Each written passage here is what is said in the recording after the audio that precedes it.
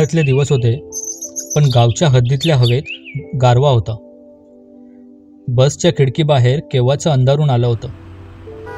सायंकाळी 7 वाजण्याच्या सुमारास बाजार तळाच्या थांब्यावर बस थांबली तसे दरवाजात उतरण्याच्या प्रतीक्षेत असलेला मी खाली आलो. सोबत फक्त एक सॅक होती, बाकी काहीच घेतले नव्हते. माझा मुक्काम फार फार तर 2 दिवसाचा, म्हणून कपडे वगैरे जास्त काही घेण्याचा प्रश्नच नव्हता. जमिनीच्या सौद्यासंदर्भात जरुरी अशी कागदपत्रे आणि एक जोड कपडे, इतके सामान माझ्या सॅकमध्ये आरामात मावले होते. माझ्या गावी यायचे म्हणजे संध्याकाळच्या अंधारातच.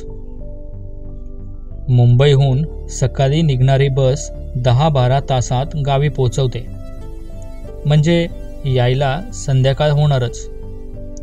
मी जवळपास 11 वर्षानंतर गावात पाय ठेवला होता. बाजारतळावरची दुकाने, हॉटेल यात बराच बदल झालेला दिसत होता.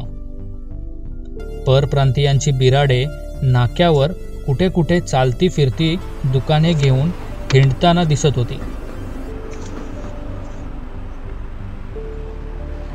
एकूण गाव प्रगतीच्या दिशेने वाटचाल करत होते आणि म्हणूनच माझ्या गावातल्या जमिनीचा भाव दिवसेंदिवस वधारत चालला होता. माझी नोकरी, पगार ईश्वरकृपेने बऱ्यापैकी असल्याने शिल्लक रक्कम कुठे ना कुठे गुंतवण्याचे माझे प्रयत्न सुरू होते. गावाकडे आमची वडिलोपार्जित काही जमीनही होती. गावच्या जागेचे वाढत जाणारे मोल लक्षात घेता त्यात अजून काही भर घालावी या हेतूने गावातच थोडीफार जमीन विकत घेण्याचे मी नक्की केले.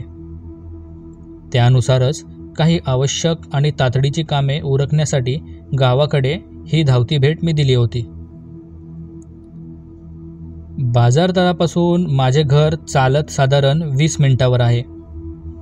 तिथं पायी जाण्याशिवाय पर्याय नाही. स्टँडपासून वरच्या दिशेला निघालं की समोरच गावात जाण्यासाठीचे 2 फाटे दिसतात.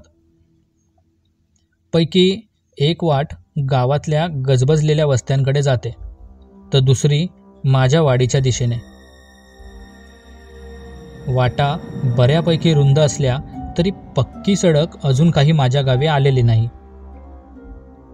शुक्रवारच्या बाजाराचा दिवस सोडला तर माझ्या घराकडे जाणारी ही वाट नेहमीच निर्जन किंवा क्वचितच रहदारीची आहे.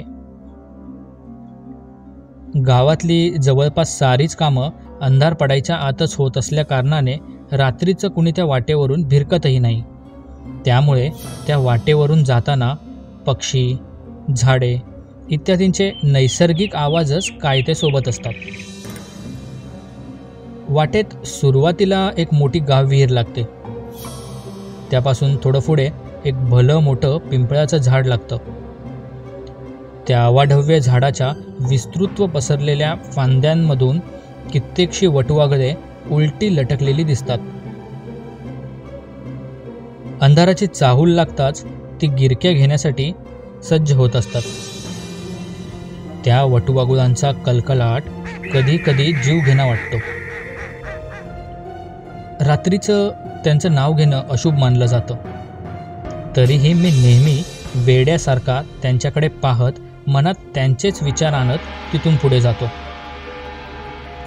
बरं, त्यापुढे काही अंतर चालले की आमच्या कुलदैवताचं ज्योतिबाचं देऊळ येतं.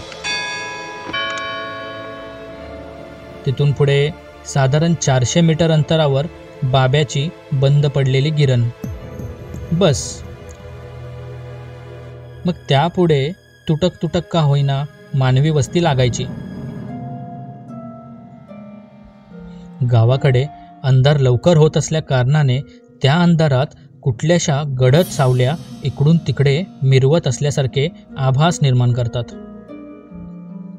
कुठले कुठले नैसर्गिक ध्वनी, वटवाघुळांचे आवाज, रस्त्यावरच्या अंधारातली ही शांतता बेलगामपणे चिरत कानापर्यंत येतात.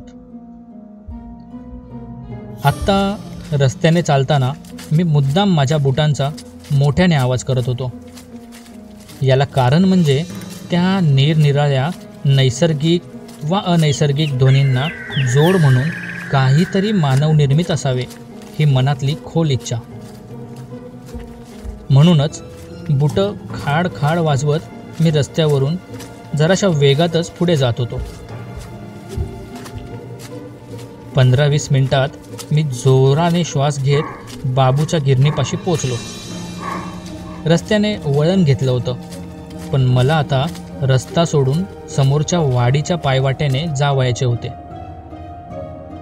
बाबूच्या गिरणीजवळच एक भलं मोठं आंब्याचं झाड आहे. तिथं येऊन थांबलो.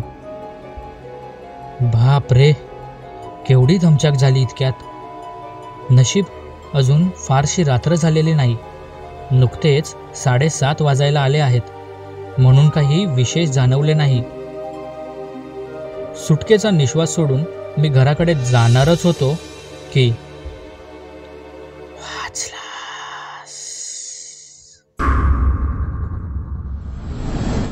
एक दबका घोगरा किन्नरी आवाज मागून आला. तसं माझ्या बाजूला असलेल्या झाडांची पाने सळसळायला सुरुवात झाली. जणू काही ती त्या आवाजाच्या होला हो करत होती व त्या आवाजामागील शक्तीला आपला जाहीर पाठिंबा दर्शवित असावीत. मागे वळून पाहण्याचा प्रश्नच नव्हता. मी होतो तिथेच थिजून उभा राहिलो होतो, सगळं भान अर्पून, त्या आवाजामागच्या शक्तीला शरण गेल्याप्रमाणे. माझ्या सर्वांगाला दरदरून घाम फुटला होता. 1-2 घटकांच्या अवधीनंतर मनातून साप भेदरलेल्या अवस्थेतून मी कसाबसा भानावर येत पुढे चालू लागलो. मन हळूहळू ताळ्यावर येऊ लागलं. तसं पूर्वीच्या आठवणी डोळ्यांसमोर तरळू लागल्या. काही प्रश्न देखील पडले. जसं की आज त्या रस्त्याने चालताना मागून इतर कसले आवाज आले नव्हते. कांठिऱ्या बसवणारे, अंगभर शहारे आणणारे, सभोवतालचे संपूर्ण वातावरण भीतीदायक करून टाकणारे, सावजाच्या शरीराला भीतीचे दाहक चटके देणारे ते आवाज मी ऐकलेत. ते आवाज, शांती आणि तिच्या बैलगाडीची छुनछुन, हवेत घुमणाऱ्या चाबकाचे फटकार, अतितीव्र शिवाय अतितीक्ष्ण अशी ती ध्वनिरूपी हत्यारे मी या अगोदरही अनुभवली होती. अंगावर अक्षरशः काटा आला जेव्हा मी भूतकाळाच्या त्या कटू आणि भयावह आठवणीत डोकावलो.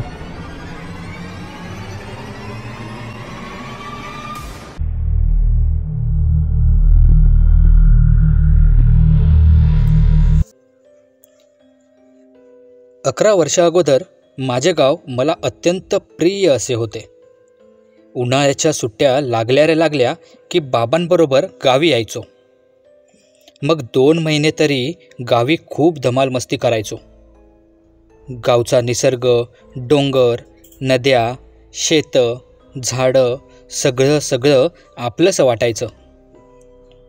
गावची इतकी ओढ असूनही त्या वर्षी मी मुंबईला परत जाताना मनोमन ठाम निश्चय केला होता की पुन्हा कधीही गावी परतायचे नाही. ती घटना इतकी अभद्र, अप्रिय अशी होती की मला गावाबद्दल अक्षरशः भीती वाटू लागली होती. 10वी नंतरच्या सुट्टीत मी गावी मस्त मजा करत होतो. वाडीत आम्हा मुलांचा दिवसभर नुसता धिंगाणा चालायचा. दिवसा खेळून दमल्यावर संध्याकाळी सपाटून भूक लागायची आणि लवकर जेवून मग रात्री पुन्हा आम्हा मुलांची मैफिल जमावायची. गाण्याच्या भेंड्या, रोचक विषयांवर गप्पा हे रोजचंच होतं. भूताखेतांच्या गोष्टी सांगितल्या जायच्या. कधी त्यात मोठी माणसेही भाग घ्यायचीत.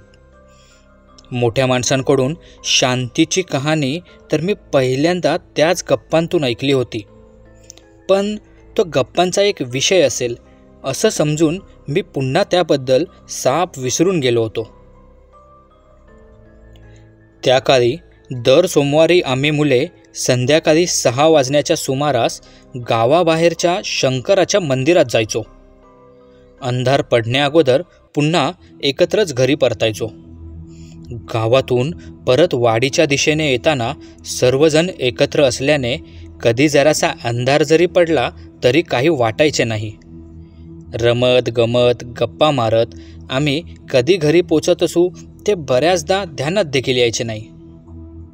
परंतु त्या सोमवारी नेमके काही योगायोग जुळून आले आणि काही कारणास्तव माझ्या सवंगड्यांना गावातच त्यांच्या नातेवाईकांकडे थांबावे लागले. शिवाय त्यांच्या नातेवाईकांच्या गोंधळात नेहमीपेक्षा जास्त वेळ लागला. याचाच अर्थ आता गावातून वाडीकडे मला एकट्यालाच जावे लागणार होते. रात्रीचे 8:30 वाजून गेले होते. अंधारही बऱ्यापैकी पडला होता. मित्रांसमोर मी शूरवीर असल्यासारखे भासवत निघालो तर खरा, पण प्रसंग नेमका काय आहे याची कुणकुण मला गाव विहिरीजवळच जाणवू लागली होती. गाव विहिरीवर त्या वेळेला पाणी भरायला कुणीही नव्हते, पण तरीही माझ्या कानापर्यंत तिथला नेहमीचा पाणी काढण्याचा अशा आवाजाचा भास झाल्यासारखे वाटत होते. काही अंतरावरच्या पिंपळावर वटवाघुळांना रात्रीचा आरंभ झाल्याची चाहूल लागली होती. हातांच्या बोटांवर मोजता येऊ न शकणारी ती खूपशी पाखरं अंधारात इकडून तिकडे झेपावू लागली होती.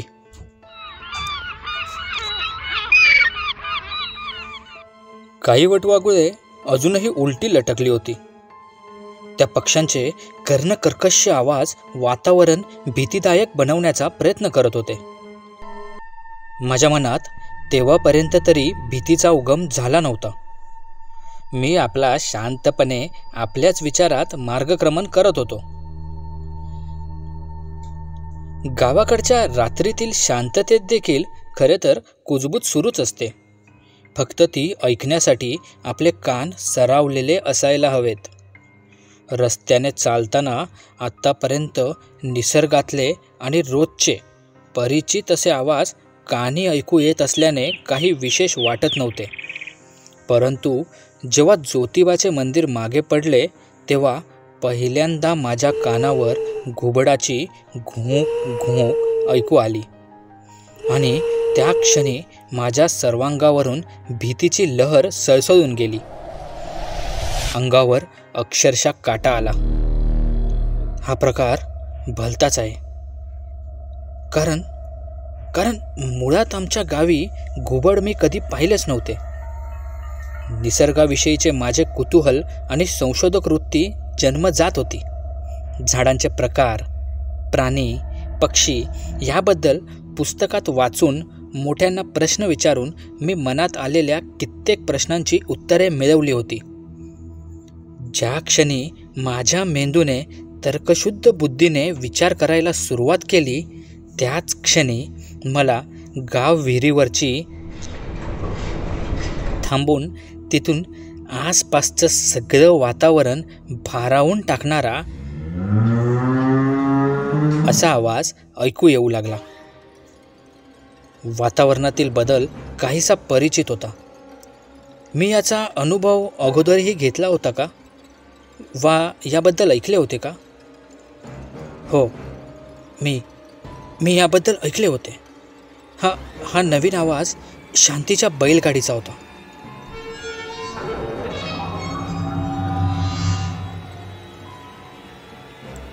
मधूनच चाबकाचे फटकार घुमू लागले. शांती, हो शांती, शांती माझा पाठलाग करत होती. तिच्या बैलगाडीतून, तिच्या बैलगाडीची घुंगरे, कसली जहरी नादमयी झुंझुंती.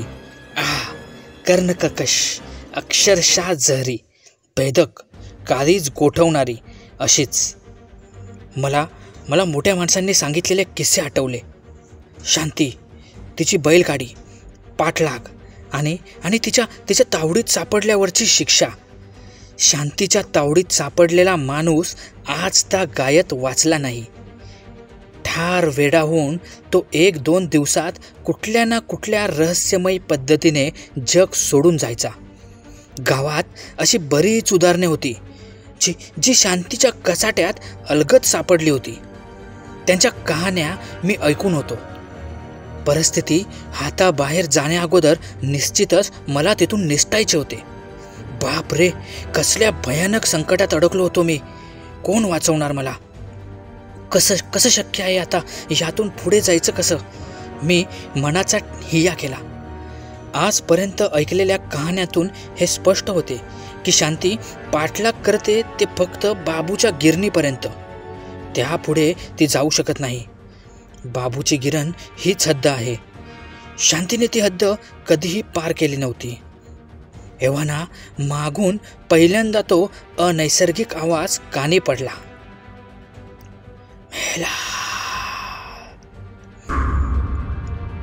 कधीच गोठवणारा तो आवाज मी आज जन्म विसरू शकत नाही.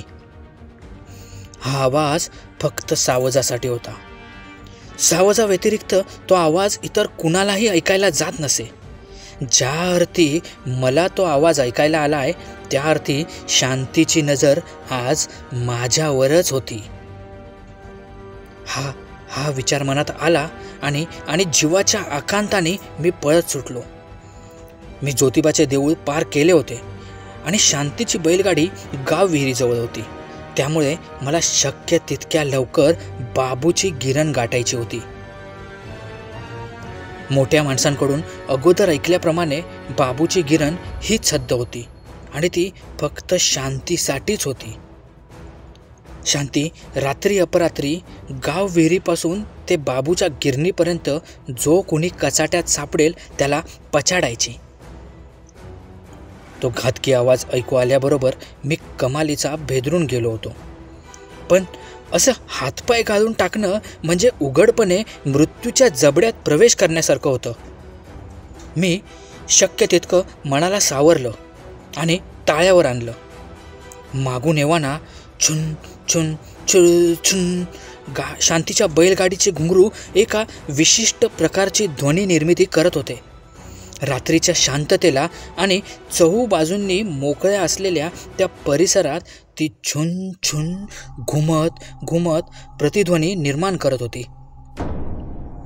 त्या क्षणी 1-2 घटकेचा अवधीही थांबून थांबून प्रतीक्षा करायला लावत असल्यासारखा भास होत होता.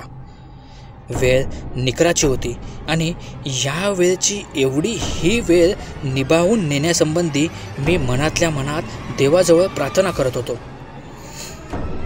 मागून येणारे चित्रविचित्र आवाज ऐकून मी अजूनच जोरात पळू लागलो होतो.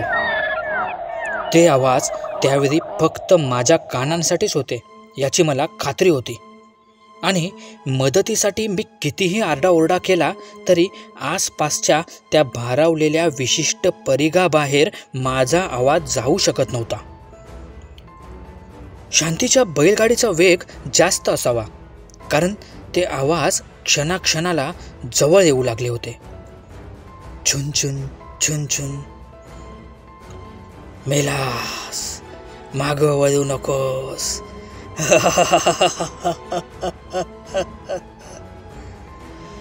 जीव मुठीत धरून मी जी धूम ठोकली आणि बाबूची गिरण पार करूनच दम घेतला.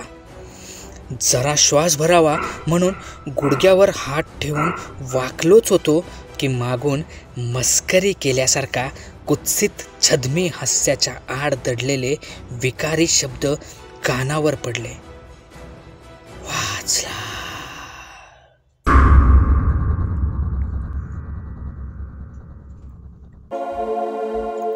मी उरले सुरले बळ एकवटून पुन्हा पळत सुटलो आणि घरी येऊन अंथरूणच धरले. अंगात ताप भरला होता. कणकण जाणवत होती. त्या अवस्थेतच आईने काय भरवले काय नाही मला कसलेच भान नव्हते. काही वेळात हुशारी आली तसं पाहिले तर वाडीतल्या माणसांची घरात जत्रा भरली होती.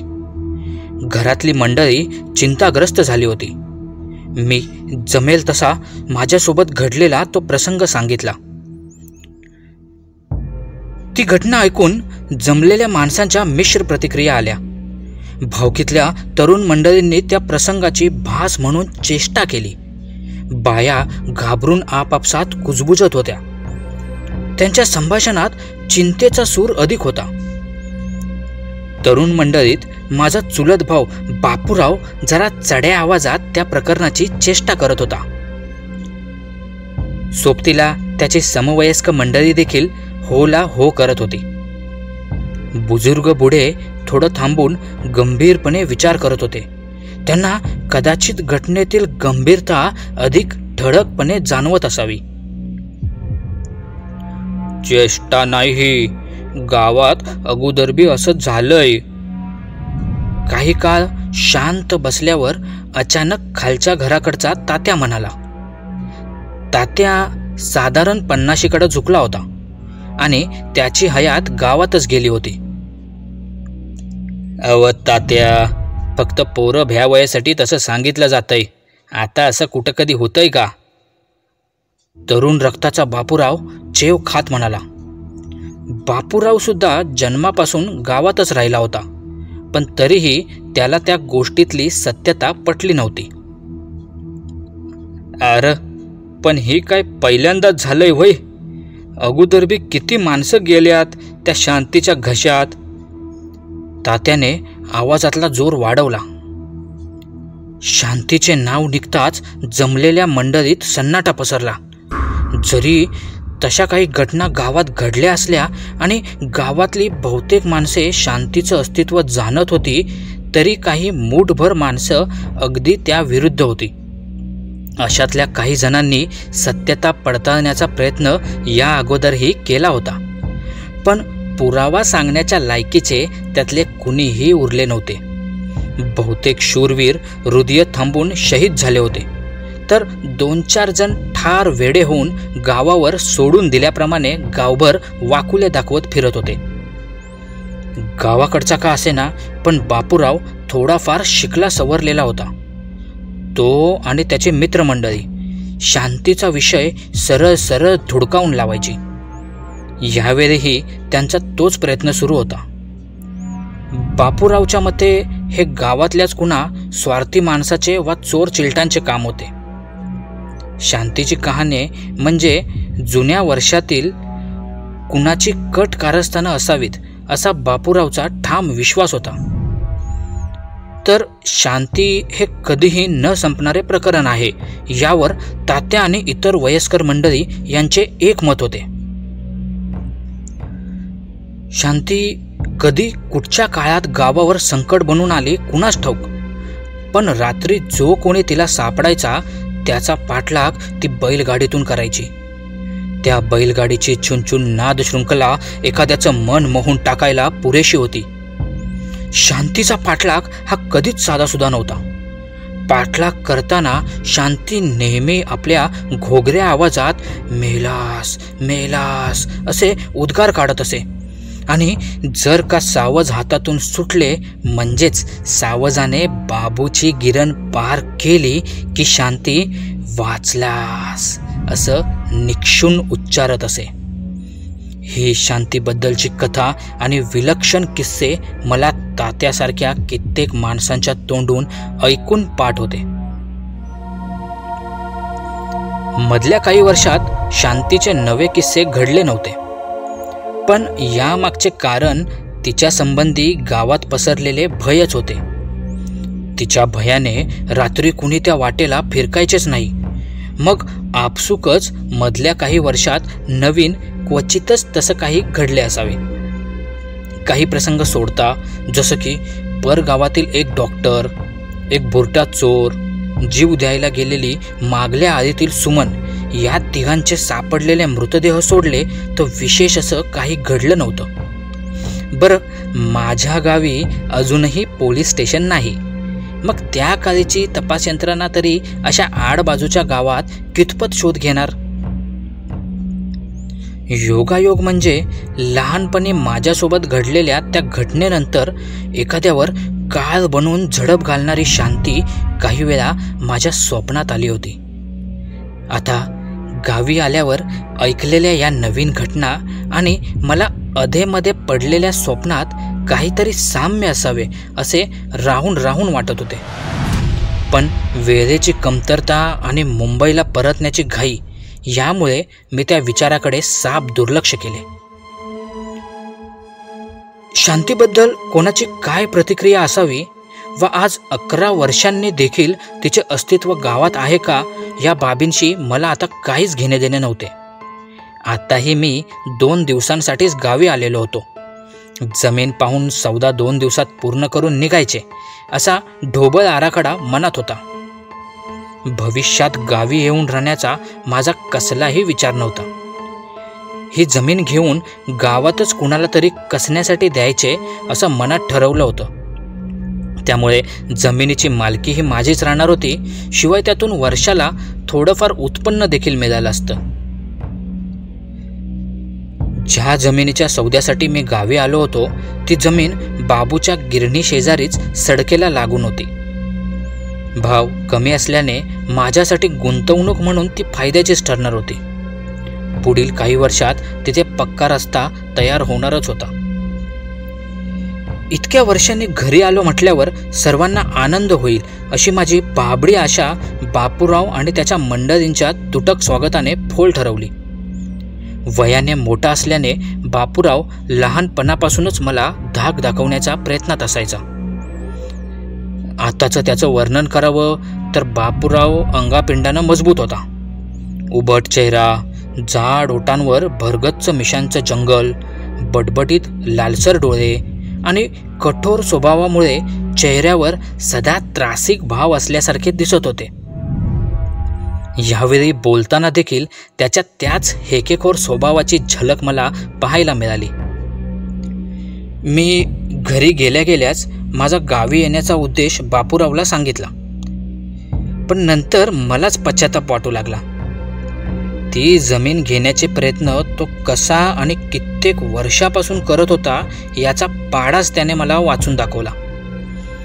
आणि वरून तुला घेण्यासाठी हीच जमीन भेटली का असेही त्याने मला विचारले. त्याच्या त्या प्रश्नाने मला कसेसेच झाले. भावाभावात आजपर्यंत घरच्या जमिनीवरून कधी वाद झाले नव्हते. मागचं खरं कारण मी कधी माझा हक्क वगैरे मागितला नव्हता. पण ही तर बाहेरची जमीन होती, अजून माझी झालीही नव्हती. जराही विचार न करता तत्क्षणी मी त्या जमिनीचा नाद सोडून दिला. बापूरावला तसं सांगितलं सुद्धा. दुसऱ्या दिवशी सकाळीच एजंटला बोलवले आणि प्रत्यक्ष बापूराव समोर कळवले. एजंटला दुखावण्याचा प्रश्नच नव्हता. माझ्या जागी बापूराव ती जमीन घेत होता. एजंटला बाहेरपर्यंत सोडण्यासाठी म्हणून बाहेर आलो तेव्हा बापूरावने कधीही त्या जमिनीची चौकशी केली नाही ह्या एजंटच्या खुलाशाने मला जरासा धक्काच बसला. तो विषय टाळून त्याच वेळी मी त्याला माझ्यासाठी दुसरी एखादी जमीन पाहण्याविषयी सांगितले. माझा गावचा फेरा मी फुकट जाऊ देणार नव्हतो. माझा गावचा 2 दिवसांचा मुक्काम भुरकन उडून गेला. पण नवीन जमिनीसंबंधी काहीच हाती लागले नाही. जमिनीची कामं इतक्या सहजासहजी कधी होत नाही. बापूरावचा निरोप घेऊन मी सकाळीच मुंबईकडे जाण्यास निघालो. तेव्हाही त्याच्या वागण्यात तुटकपणा होताच. तसं 2 दिवस माझं जेवण वगैरे मी बाहेरूनच करून घरी फक्त झोपायला जायचो. त्यामुळे मी निघताना तरी त्यानं थोडंफार बंधुप्रेम दाखवावं असं मला वाटत होतं. पण इथेही माझा अपेक्षाभंग झाला. गावच्या माणसांच्या या स्वभावाचे मला नेहमीच कोडे राहिले आहे. बापूरावही त्याला अपवाद नव्हता. मुंबईला आल्यावर मी पुन्हा माझी नोकरी आणि संसारात गुंतलो. कधीकधी नव्या जागा दाखवण्यासंबंधी गावातल्या एजंटचा फोन यायचा. इकडची तिकडची बोलणी व्हायची. अशातच साधारण 4 महिन्यांनी त्याचा फोन आला. तेव्हा त्याने दिलेली माहिती धक्कादायक अशीच होती. बापूरावने अगोदरच्या जमिनीचा सौदा पूर्ण करून तर घेतलाच होता. शिवाय त्याने त्या जागेलगत इतक्या वर्षापासून उभी असलेली बाबूची गिरण जमीन दोस्त केली होती. अर्थात आसपासच्या गावकऱ्यांनी विरोध केला होता. पण जुमानतो तो बापूराव कसला. बापूरावच्या मते बाबू कोण, कुठला, त्यानं पुढे यावं.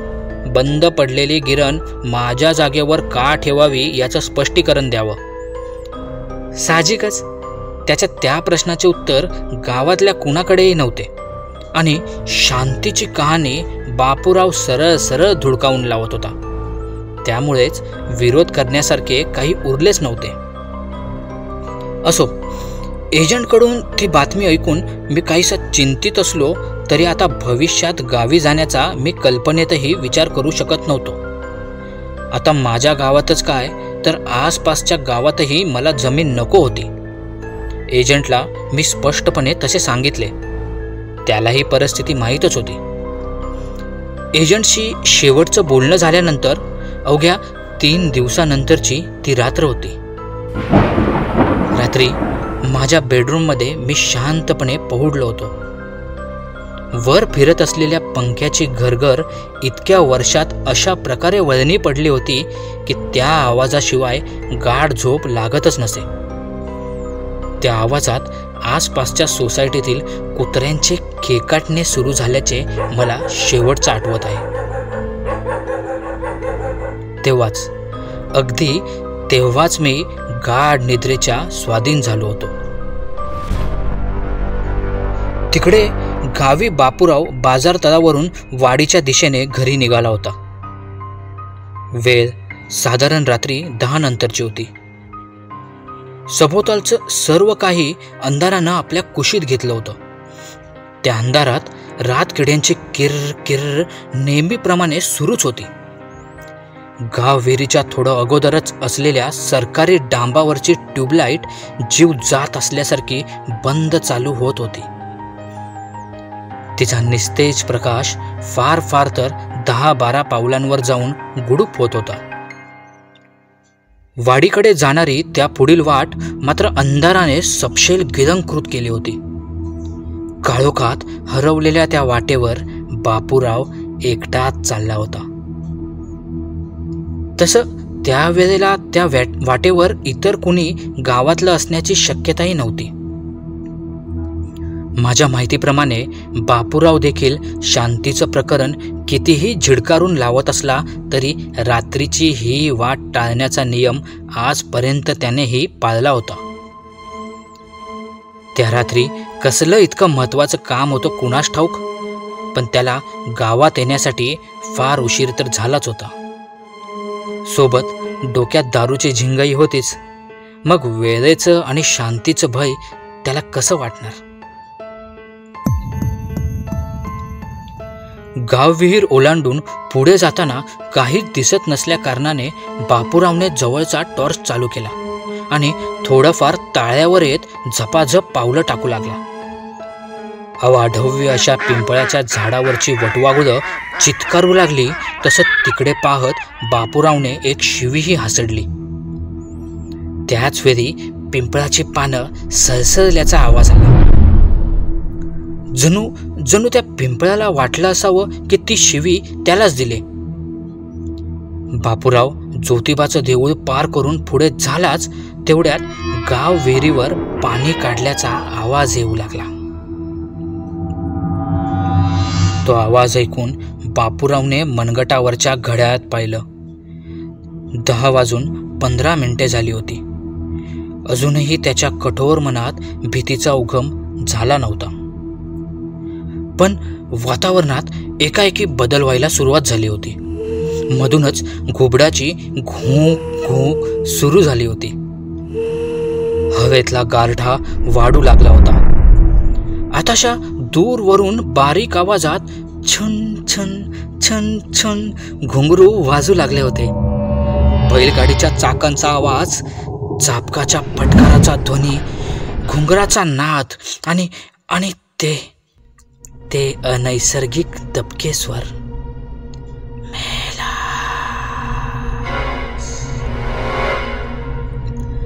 ते घातकी शब्द बापूरावच्या कानात गरम शिश्याचा रस ओतल्यासारखे आत खोलवर दाहकतेचा स्पर्श देऊन गेले. त्याचे हातपाय लटपटू लागले. सर्वांगाला दरदरून घाम फुटला. ज्या शांतीच्या कहाणीची आपण इतकी वर्षे चेष्टा केली ती खरी असल्याचे बापूरावला कळून चुकले. कानशिलावरून खाली घसरत आलेल्या घामाचा थेंब थरथरता डावा हात वर करत बापूरावने मोठ्या मुश्किलीने पुसला. आता आपले काही खरे नाही याची जाणीव त्याला झाली होती.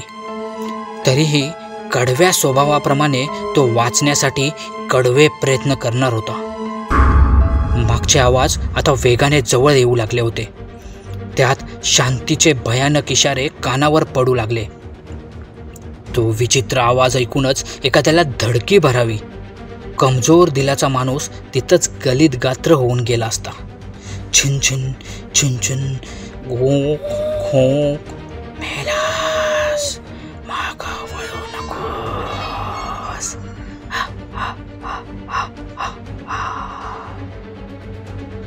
बापूराव सर्व शक्तीनिशी धावू लागला. त्याला शांतीची हद्द कोणत्याही परिस्थितीत पार करायचीच होती. नशेमुळे अगोदर वेडी वाकडी पडणारी त्याची पाऊले आता शांतीच्या भीतीने लयीत येऊ लागली होती. शांतीची बैलगाडी जवळजवळ येऊ लागली, पण तोपर्यंत बापूराव वाडीच्या सडकेपर्यंत कसाबसा पोहोचलाच. शेवटच्या क्षणी त्याच्या कानावर पुन्हा शांतीचा आवाज आला. बापूरावने जीव खाऊन वाडीच्या दिशेने उडी मारून सडक पार केली आणि धापा टाकत टाकत त्याने सुटकेचा निश्वास सोडला. बापूरावने थांबून श्वासावर नियंत्रण ठेवण्याचा प्रयत्न केला तसं हृदयाची धडधड कमी होऊ लागली. चेहऱ्यावरचा घाम बाह्यांनी पुसत बापूराव मन स्थिर करू लागला. मोठ्या संकटातून बाहेर पडल्याचे भाव त्याच्या चर्येवर येऊ लागले. बापूरावच्या चेहऱ्यावर आता स्मित पसरू लागले होते. तेवढे 2 क्षणच आसपासच्या वातावरणावर अनिश्चित स्तब्धता पसरली. तितक्यात आजूबाजूच्या झाडांची पाने सळसळू लागली. भेसूर आवाजात एखादे दुःखद गीत गात असल्यासारखा वारा गुणगुणू लागला. क्षणात तो परिसर पुन्हा भारावून गेला. पुन्हा संभ्रम निर्माण झाला. मागे पाहण्यासाठी उजवीकडून मान वळवताना बापूरावला प्रथम बाबूची गिरण आठवली. पण ती गिरण आता तिथे नव्हती. बापूरावनेच गावकऱ्यांचा विरोध झुगारून बाबूची गिरण तोडली होती. याचा अर्थ आता वाडीला हद्द नव्हती. शांतीची हद्द मिटली गेली होती. शांतीची हद्द बापूरावने स्वतःच्याच मस्तीत खोडून काढली होती. त्याच्या ध्यानात आलं की अजूनही तो सुरक्षित नव्हता. लांबवरून एका विशिष्ट सुरात कोल्हेकुई सुरू झाली. पक्ष्यांच्या किलकिलाटाची आणि फडफडण्याची त्यात भर पडत गेली. मागून एखाद्या हिंस्र श्वापदासारखा गुरगुरण्याचा आवाज आला. जमिनीवरची माती खुरांनी खरवडली जात होती. भीतीची लहर अगदी त्याच क्षणी बापूरावच्या पाठीतल्या मणक्यापासून ते वरपर्यंत वळवळत गेली. मागे पाहताच त्याचे लालसर डोळे विस्पारले. तेच ते छद्मी हास्य आणि तेच कपटी स्वर कानी पडले.